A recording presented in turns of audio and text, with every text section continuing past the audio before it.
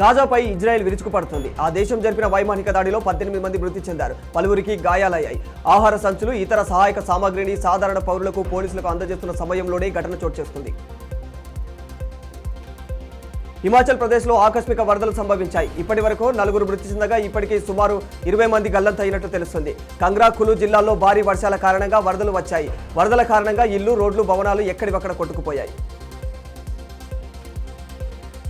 జూరాల ప్రాజెక్టులో 4 గేట్ల ఇనుప తాళ్లు తెగిపోయాయి. మొత్తం 67 రేడియల్ గేట్లు ఉండగా 8 గేట్లు, రోపులు ఇప్పటికే నీటి తాకిడికి తుప్పు పట్టిపోయాయి. వీటిలో 4ంటిని ఇప్పటికే మార్చారు, మిగతా కూడా మార్చేలోపే రోపులు తెగిపోయాయి. బంగాళాఖాతంలో అల్పపీడనం కొనసాగుతూ ఉంది. దీనికి తోడు అరేబియా సముద్రం తీరం నుంచి ఛత్తీస్గఢ్ మీదుగా బంగాళాఖాతం వరకు ద్రోణి విస్తరించింది. దీని ప్రభావం 3 రోజుల పాటు తెలంగాణ, ఏపీలో పలు జిల్లాల్లో వర్షాలు కురిసే అవకాశం ఉందని వాతావరణ శాఖ హెచ్చరించింది. ప్రజలంతా అప్రమత్తంగా ఉండాలని కూడా స్పష్టం చేసింది. ఈ నెల 29న తెలంగాణకు కేంద్ర మంత్రి అమిత్ షా రాబోతూ ఉన్నారు. నిజామాబాద్లోని పసుపు బోర్డు కార్యాలయాన్ని ప్రారంభించబోతూ ఉన్నారు. అదే రోజు రైతు సమ్మేళనం, బహిరంగ సభలో పాల్గొంటారు. అమిత్ షా టూర్ విషయాలను కిషన్ రెడ్డి, అరవింద్లు వెల్లడించారు.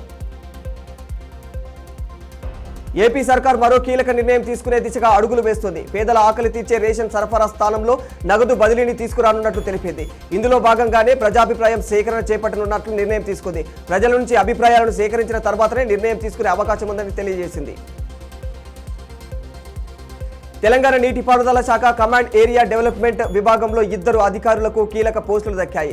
ఈ మేరకు ప్రభుత్వం ఉత్తర్వులు జారీ చేసింది. ఈఎన్సీగా శంకర్కు పూర్తి అదనపు బాధ్యతలను అప్పగించింది సర్కార్. మొయిజుద్దీన్ సాజిద్కు హైదరాబాద్ సీఈగా పూర్తి అదనపు బాధ్యతలను అప్పగించారు. హైదరాబాద్లో బోనాల సందడి నెలకొంది. గోల్కొండ జగదాంబ అమ్మవారి బోనాలతో ఉత్సవం మొదలైంది. బోనాల ఉత్సవాల్లో మంత్రి పొన్నం ప్రభాకర్ పాల్గొన్నారు. పోతురాజులతో కలిసి డాన్సులు వేశారు. అక్రమ మైనింగ్ కేసులో మాజీ మంత్రి కాకాని నుంచి సిట్ అధికారులు కీలక విషయాలను రాబడుతూ ఉన్నారు. సర్వేపల్లి జలాశయంలో గ్రావెల్ అక్రమ తవ్వకాలు, ఎంపీ మాగుంట ఫోర్జరీ సంతకాలతో అనుమతులపై ప్రశ్నలు సంధించారు. బాపట్ల సిట్ అధికారి డీఎస్పీ రామాంజనేయులు కాకానిపై ప్రశ్నల వర్షం కురిపించారు.